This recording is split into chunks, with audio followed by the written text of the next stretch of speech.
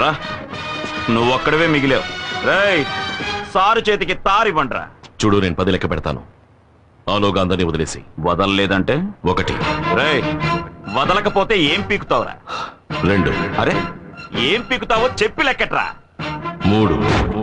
ఈ అబ్బా! ఓయ్, ప్రతి మనిషి చావు ఎముడి చేతిలో, కానీ మీ చావు వీడి చేతిలో. ఓయ్, వాడు 10 లెక్కెట్టిన మరుక్షణం అడ్డంగా నరికేయండి.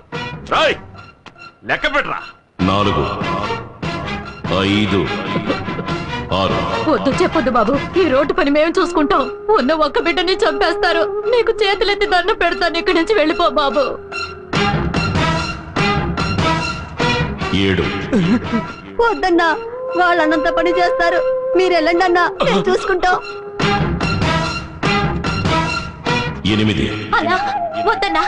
మా ఆయన్ని అన్యాయంగా చంపేస్తారు. మా గురించి ఆలోచించొద్దు. నువ్వు వెళ్ళన్నా. 9. రాయ్, లెక్కట్రా. 10 చెప్పరా.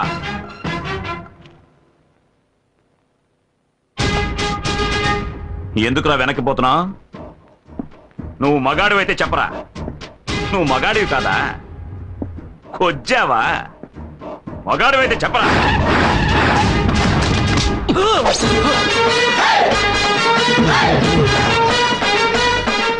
ఏంటన్నా మీ తమ్ముడు లాక్కొచ్చాడు? 10. తమ్ముడు వదలమను. వదలండ్రా, వదల.